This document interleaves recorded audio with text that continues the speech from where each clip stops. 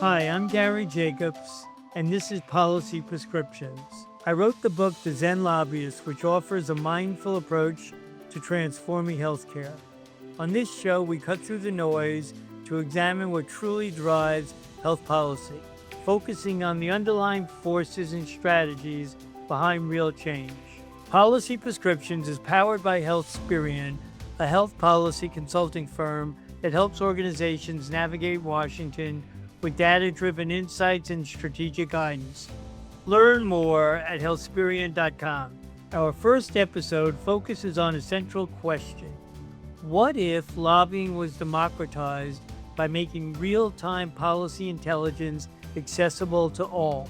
I'm joined this week by Andrew MacPherson, a managing partner at Healthspirian, and Tom Koutsoumpas, the founder and president of Healthspirian. Andrew brings over 20 years of expertise in federal and state healthcare policy and politics, and Tom has been a pivotal figure in healthcare policy and advocacy. Andrew, welcome to the show. Thank you so much, Gary. Great to be here. Great to have you, buddy. And Tom, welcome to the show as well, and so pleased that you could join us. Well, thank you, Gary. I'm really excited to be here with you today. So our topic today is the democratization of lobbying on a broad level. And what we're attempting to do is show folks that the world around us in Washington isn't as mystical and magical as many people make it out to be, but it's real and it's human and it's run by people that are just like everybody else in this world. And we figure out how collectively to do the best we can for the American people. So maybe we need to frame it in the context of what is lobbying from your overall sense. And Tom, you've been doing this a long time. Can you kind of frame that in a way that makes sense to our listeners and from your end? Yeah, it's interesting because people have such a, I think, misperception of lobbying. To me, it's an extraordinary opportunity, and I think it's one of the most important elements of our democracy: the opportunity to petition government and to appeal to government about issues that are important to you, whatever they may be. So I think that conveying that to the public and having them understand, frankly, everybody lobbies at one point or another, or at least for an issue that they're interested in. So I think it's really a critical opportunity to appeal to government to create policy favorable to whatever issue you're lobbying about. And you've done a couple. I've done a couple, and yeah, I'm really proud of that work and proud that that what I've lobbied for, particularly in the area of healthcare, impacts millions of people. Starting years ago with the Medicare hospice benefit, developing it, and then lobbying it to become part of law, and obviously as a result of that, millions of families have experienced the support of hospice for their loved ones. And, that was a really extraordinary opportunity of lobbying. And Gary, when you think about it, I think lobbying kind of gets a bad rap sometimes. I think it's sort of seen, even just the word lobbyist or lobbying is sort of seen as like a dirty word almost. And at the end of the day, as Tom said, this is a critically important, constitutionally protected activity, the right to petition the government. And, I think that the industry itself we need to do some work on ourselves. I think that, things like Citizens United and other decisions that have been made, the legal structure around lobbying, I think we can have a debate about the extent to which that is working well for the American people, especially for people that are vulnerable or at risk in this country, Gary. But at the end of the day, we have the right to petition the government. We have the right to tell our government officials what it is, what the law should look like in order to protect the constituencies that we care about. So it's been the honor of my life and my professional life to be able to do this type of work, because there is nothing like being in front of a government official, having done 99% of the lobbying, Gary and Tom, as you know, happens before you even talk to a government official. Sure. It's all the research, it's all the background work, it's working with the stakeholder community. And when you get that moment to make your case, to change the law, to help people that are vulnerable, in our case at Hesperian, it's an incredible feeling. That's a great context, Andrew, because really the advocacy work has to be tied to what you believe in as a human being and getting your message across in a way that congressional folks understand so they can make logical decisions. What I have found in my experience is that many of them rely on people like us to give them the real truth behind the issues and not just in advancing a particular issue we may be advocating on behalf of somebody for, but to really make a wise decision. Because how are they going to know the intricacies of an issue like healthcare? So complicated, so challenging, but that's our job, and it's a great job to have. Yeah, at the end of the day, it's really, you said it well, Gary. I think lobbying is truly about, I think a lot of times people focus on the influence part. It's really education. And by the way, the big oils of the world, the big pharmas, et cetera, get a lot of attention in the press. The reality is the vast majority of lobbyists are at not-for-profit associations representing every profession in the country, representing every industry in the country.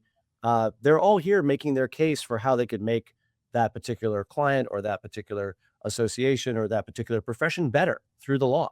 And so I do think we have to move away from this model of, look, I think there's some nasty things happening out there. I think certain industries have too much power. I'll be the first one to say that. And I do think that the law is set up in a way that allows for too much of that. That being said, I don't think we should throw the baby out with the bathwater. I think that there's the vast majority of lobbyists are going to work every day, working on behalf of issues and people that they care about. That's been my experience, Tom. Well, they're also working. Absolutely. I agree, Andrew. And they're also working on behalf of people at the local level. So remember, the nurses, the nurse practitioners in the healthcare arena, all of the caregivers who are participating in the system, they need representation. They need to be able to tell their story. And they may be in Terre Haute, Indiana, but we're here on their behalf. And that's what makes this so compelling and important. So let me go to this concept of democratizing lobbying and what we mean by that, right? Because we've talked about that on our own for a while now. Um, to me, I begin that conversation with making real time, intelligent information available to people to make logical, rational decisions. And the way that it works in Washington now maybe doesn't allow that unless you're paying for it, so to speak. I just talked about education, and I saw a lot of head nodding from you guys.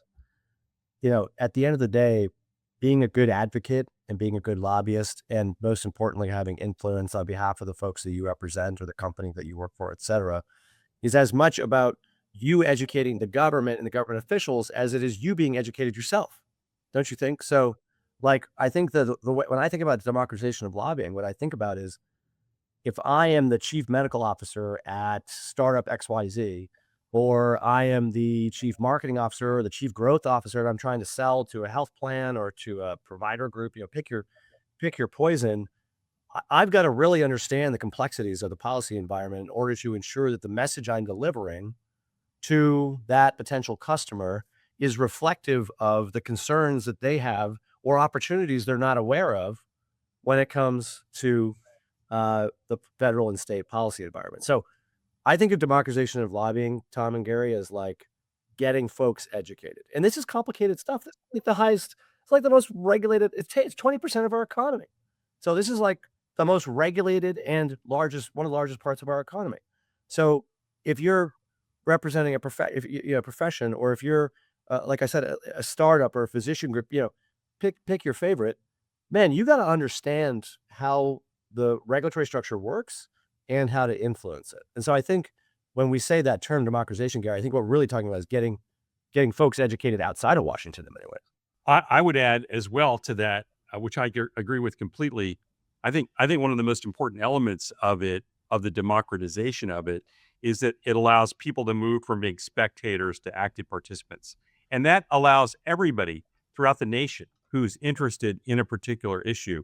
I think it's so powerful to think about that and think about, living in a nation where you aren't allowed to do those things. I mean, it really is the crux of democracy, and that everybody, no matter where they are, could participate in some form of lobbying. It's kind of amazing, Tom, based on what you just said. I don't feel as if the students of America are learning civics the way I did as a young guy in school, and it seems almost so abstract and so out of touch to the average American citizen that we really need to do a better job in teaching from the educational system all the way up through everyday civic life, because to engage is it's not only enlightening, but it's invigorating and exciting to be involved with. That's a really interesting point, Gary and Tom. I basically came to Washington in 2001 for one reason and one reason only. I saw the political process and the policy process as the best way to help people and the best way to have an impact on people's lives. So it begs the question, why, how and where do you do that? And we're here today talking about lobbying. Tom, I think you said it really well. Being on the outside, so to speak, so not being in government and building, the company that Tom and our partners have built here at Hesperian, the not-for-profits that we manage and work with, has allowed me to do that in a really significant way that in many ways, I have a tremendous amount of respect for our friends, in government. That's a very different way of having an impact. You can have an impact on the outside too, Gary, through advocacy and through, helping organizations really strategically position themselves to have influence to protect the folks and the models that they're focused on. So it's been, 25 years for me of just incredible opportunity. As Tom said, what an incredible nation that we get to do this, and that we can, leverage our rights as citizens to get elected government officials, who, by the way, work for us, to protect the populations and the people we care about. So when we think about bringing accessible, available information to the people that are trying to advocate on their issues, what does that mean to what you guys have been thinking about at Health Spirit, and what are you developing a product around it? What, without making this too salesy, can you give the audience a context for how to do this work? To be an effective advocate on behalf of clients here at Hesperian, or just in general, I think in Washington, you shouldn't have to spend $30,000 a month to hire a high-paid, lobbyist or what have you. From our perspective, we think that there are a lot of organizations out there that sort of throw their hands up because they think, it's too expensive or it's too much work, frankly, on their team's part, and it's not a priority to invest in Washington consultants. We're sort of flipping the script on that, I think, Gary, as we're conceptualizing and launching this new product that's really aimed at smaller organizations or at startups or others that aren't quite ready or don't necessarily need a comprehensive sort of advocacy approach here in DC. We've got an extraordinary team of almost 60 professionals and experts here at Hesperian, and our new we're calling it Insider product, is a daily email alert that goes out to our insider clients, talking about and providing analyses on everything that's happening in health policy that day and throughout the week, and giving some access to our team to sort of walk through and demystify, if you will, what those policy issues are and what it would mean for the organization that's hired us. So we think it's a sort of, an easy point of entry to learn about what's happening, how it affects your business or your organization, and to kind of start to get your hands dirty with health policy. Well, and when you think about the challenges that people often have, I think that, it's really clear that, timely information, timely updates is really key to being successful in this. And so what we've done in perfecting this new initiative called Insider is really providing that timely information about what's going on in Washington in health policy, so that no matter what your health business is, that information will allow you to have that timely timely information to help you better be prepared and better convey your issues and communicate. As you guys are talking, it reminds me that my first real expensive experience in understanding the lobbying world had been representing an insurance company where I was head of government relations, and I was kind of making it up as I went along because we all know that educationally very difficult to get the schooling around what is a government relations professional, which is a whole nother issue. We'll talk about it another time. But I remember retaining a, f- a big lobbying shop, and I was paying $25,000 a month out of our corporate funds for representation. And honestly, was so frustrating is that the quote unquote healthcare team that represented our interest really didn't care about our issue that much, didn't really delve into it and get to the meat of the matter, if you will. But they had access to senators and congressmen that we needed to meet and tell our story to. So I felt I was doing most of the work anyway, and just they were providing access. So what do you think about that? You know, that whole conundrum of access versus the expertise? Because the congressmen, in my experience, want to know, they want to be educated, they want to trust somebody and get the real scoop on what's right and what's wrong, no matter where they come from, what party or what anything. Well, Tom, you've hired a lot of lobbyists over the years too. I have indeed. I felt your pain, Gary. I've done that. What I would say is, you know, yes, you can hire people for access, but if you don't, when you are able to go through that door, if you don't do it with depth and with understanding of the policy issues, the impact on the people in the local communities, then the access is for nothing. You've really got to be focused on that deep policy understanding and convey then with conviction and knowledge and now data, which is fairly new in our new electronic society. We've got to have data to really prove your point.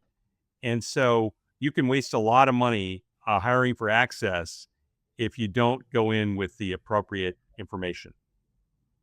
Yeah, I agree with that. Um, Look, relationships are really important. Nobody's going to sit here and say they're not. Uh, but they're not everything. That's for sure. And you hit on a couple things, Gary. One is you can absolutely. Let me ask you guys a question. Do you want to work with somebody in our industry who's passionate and understands the issue, but comes from the heart and their values, or somebody that's sort of going through the motions? I mean, we've got a whole team here at Hellsperian. We hire people that are passionate. We hire people in our hiring process. We hire people that care about culture, that care about specific issues, that really want to dive in and make a difference. And I'm telling you, in 25 years, you can feel that. You can feel the difference. So that would be number one. Number two, I'm going to put a plug in for storytelling. I think a lot of lobbying and advocacy is storytelling. And it's storytelling, Tom, to your point about using, really in-depth data analyses. It's the impact on the community. It's the impact on people that maybe the person you're trying to influence is connected to or cares about. Um, but the storytelling, I think, is one of the most important things, and maybe one of the most fun aspects of our job and that's really the strategy. Is what are we really talking about here? Where's the person in all of this? What does this mean for this person, for this community?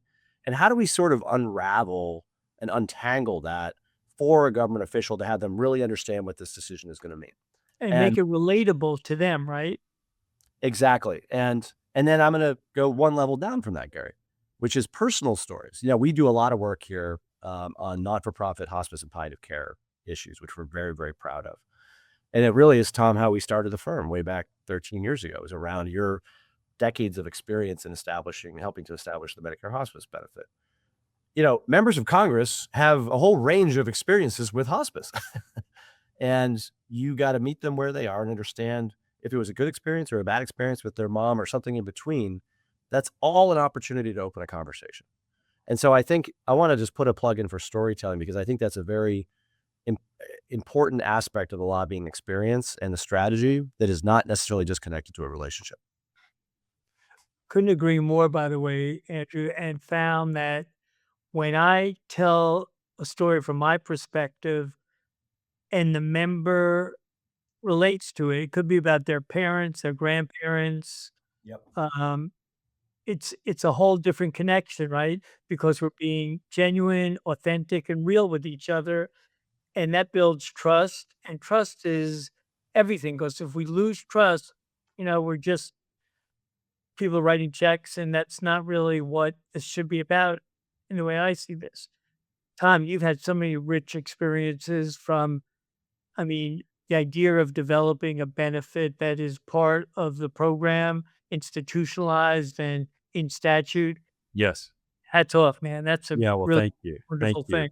Well, it is a team effort, and there were tremendously dedicated people to it. But I am really proud of it, and proud that millions of people have been able to have support for their loved ones during that extraordinarily difficult time.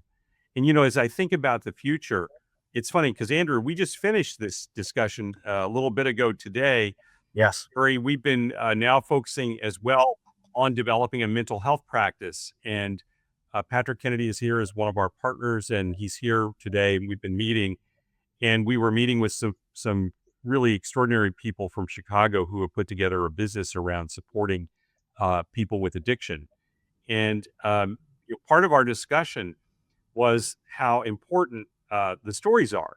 Because when you start talking about it, there's probably not a family in the country that hasn't been touched by some sort of mental health or addiction issue from a loved one or a distant relative or whatever, whoever. But when you start talking about it, particularly to policymakers, and they relate. Well, yeah, no, my cousin went through the same thing, or it immediately bonds you and immediately creates that opportunity to understand how important that issue is. And we've been doing that literally as recent as just a few hours ago here. And to me, it just, as we talk about lobbying and we talk about these issues, it just is right in front of us with respect to how important it is. Can you guys give a quick tutorial to people listening to us? Like, what does a former member of Congress, what's his advantage or her advantage in the advocacy world that we're talking about today? Is there something real there? Well, certainly in our case, where our dear partner Patrick is a former member who's experienced these mental health and addiction issues personally, I think people look at him with great pride that he has overcome them and overcome the issues, and can certainly now talk on behalf of those people who are still struggling, that there are ways and approaches that can support you to overcome these challenges. And he's has relationships and trust. People love him as a person as well, but I think he brings that credibility that is impossible to describe how important it is. Do they get advantages, Tom, in the world of lobbying? Do they just in general? Well, I don't think so. I mean, I think the advantages are people know and trust them, and so certainly his calls will be returned, and people will recognize him and recognize the the kind of experiences that he's had. So I think those are advantages, yes, but certainly they're limited to the relationships. I think from that perspective. I think, yeah, look, again, I want part of this conversation, Gary, is the point of our conversation today, I think, is to move away from the headlines. All right. Like, let's really talk about what lobbying is like day to day, what the industry looks like. And to Tom's point, you don't need to be a former member of Congress to be an effective lobbyist. Now, it helps without question. Uh, it is a extremely unique role in society. Uh, and former Congressman Kennedy, who works with us, served with distinction for over a decade in Rhode Island, public servant. you understand process, you understand what happens behind the scenes. It absolutely is a unique role that is certainly helpful, but you don't have to be a former member of Congress. Or we work with a lot of people who haven't even worked in government, but are really effective lobbyists because they understand that 99% of the work is done before the meeting. All right. You understand the industry that you're lobbying for, or the consumer group, or the not for profit. You really dig in on how they think, on what type of impact they're trying to have. You develop a strategy with them. You look, as Tom and I have said a number of times now, the evidence base and the data and the analytics. You look at barriers in current law. That's like really the most important thing. Okay, so we've established this case of what you're trying to do, or how you're trying to scale, or how you're trying to protect this population, or what have you. You look at the barriers in current law that you need to remove in order to do that. And then you build a coalition of the willing that can come together, this diverse voices of other stakeholders to support that position. And then at the very end, you go speak to and set up meetings with government officials. And, the meeting will be effective if you've done that pre-work. It will not be effective if the door has just been opened and you're having a conversation about sort of willy-nilly. I would say there are two key words when I think about, and if I were talking to people, young people in particular, who may not understand it, knowledge and passion. Having deep knowledge on the issue, and having the passion to convey your convictions. Yep, absolutely. I think it's so real, and it concerns me a little bit, Tom, that people that were brought up in a storytelling type of world where we really didn't have all this media influence around, and don't Yeah. want to sound so old school, but the fact that you learn more, you're talking more through typing on your phone and texting than you are in picking up the phone and talking to each other.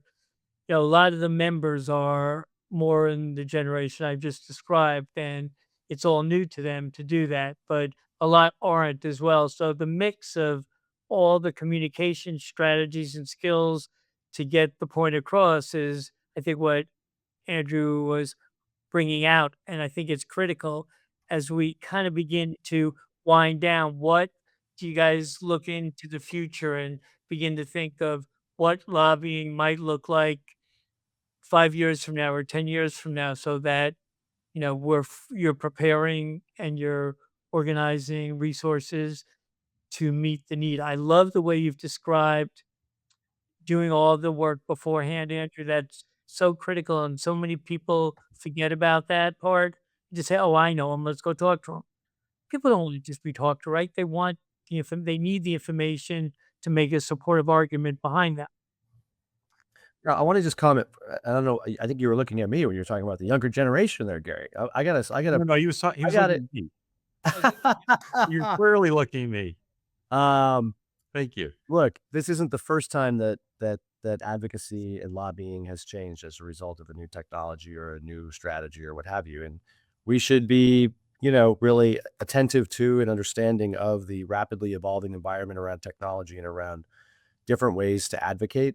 I think there is a key question here for me. We talked a little bit about the money in politics, which is very uncomfortable to me, and I think Citizens United was a really terrible decision on the Supreme Court. It allowed just a flood of unlimited amount of dollars basically to come into our political process.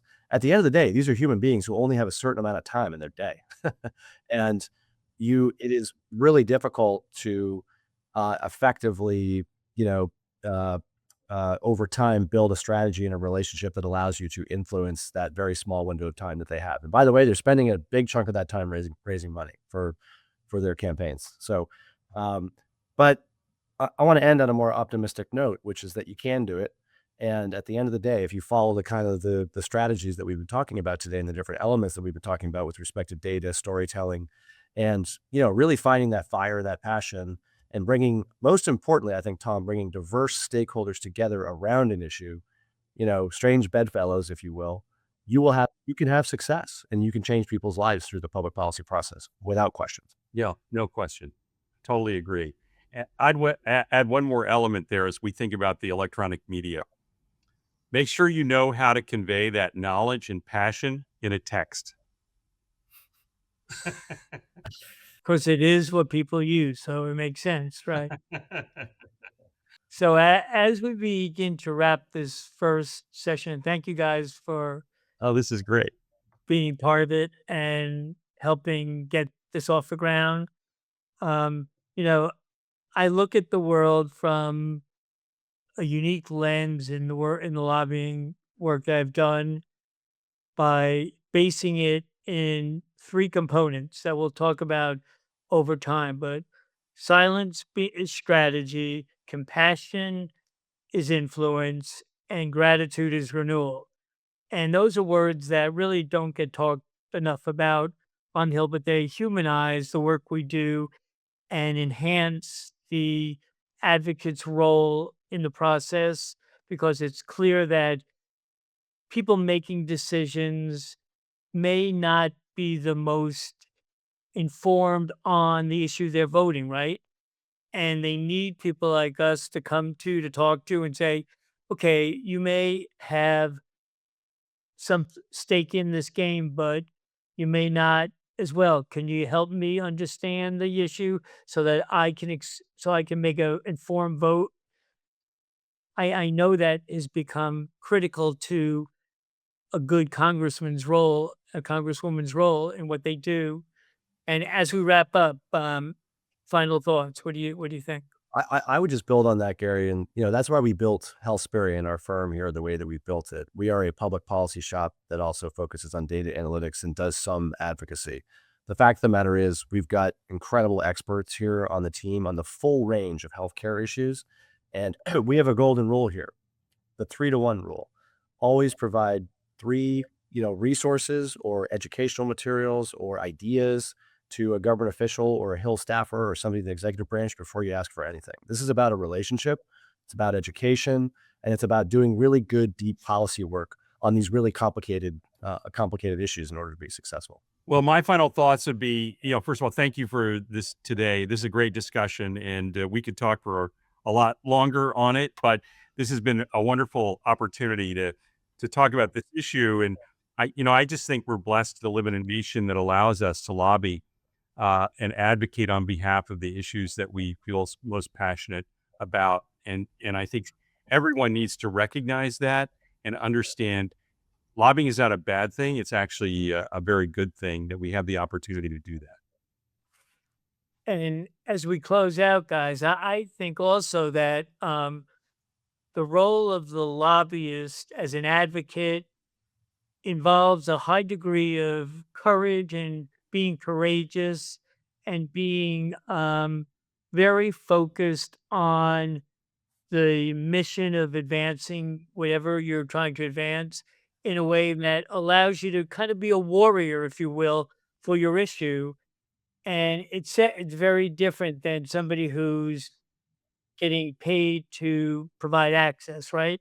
And I'm not saying that anything is so wrong or right, but I'm putting out there that there is a role for this advocate that's courageous, that's bold, that's doing their homework and explaining to members what they need to do before decisions can be made. And being part of that is so exciting and so thrilling that you never want to give it up. And by the way, I would say that every American is a lobbyist in their own right. Exactly. Members of Congress are listening. They read the letters, they see your engagement with them. I think sometimes Congress is always polling like, you know, below 10%, it seems like, in terms of approval. The fact of the matter is your member of Congress or senator, they see the letters that are coming in, they hear your voice, and you guys know, we often, hear from Hill staffers, they'll say, we're hearing a lot about this issue. That's why we want you to come in and talk to us. So every American's voice matters and everybody should be engaged. And I think the time has never been more important to be engaged and to be petitioning your government as as a lobbyist or as part of your community. And in that vein, Andrew, the chaotic nature of where we seem to be as a nation right now, there's so much information thrown every day at Sure. you Sure. that if we don't, my concept before of like silent reflection is strategic is necessary because all the chaos of the noise can be such a deterrent to correct action, and leadership needs correct action. So that's kind of where I was going on that. Andrew, thank you so much for being here. I really enjoyed it. It was a total blast, Gary, and can't wait to do it again soon. And looking forward to people tuning in. Great. And Tom, what a nice thing to be able to do together. And, it's ironic, but we have talked about that when you were in Florida and I was in Florida. I don't think we knew each other that well, but we're both advocating for same issue. So it was great. Yeah, no, this has been wonderful. I'm excited to have the opportunity, Gary, today. Look forward to many more, and excited to convey how important this issue is to the people in this nation, because it really is a critical opportunity as we go forward. So it's exciting. Thank you so much. Thank you. Be well. And that's it for this episode of Policy Prescriptions. Join us next time as we explore practical ways to make this shift toward open, effective policy engagement. If you want to connect with me, go to GaryMJacobs.com. To learn more about Tom and Andrew, visit healthsperience.com. Thank you, and namaste, my friends.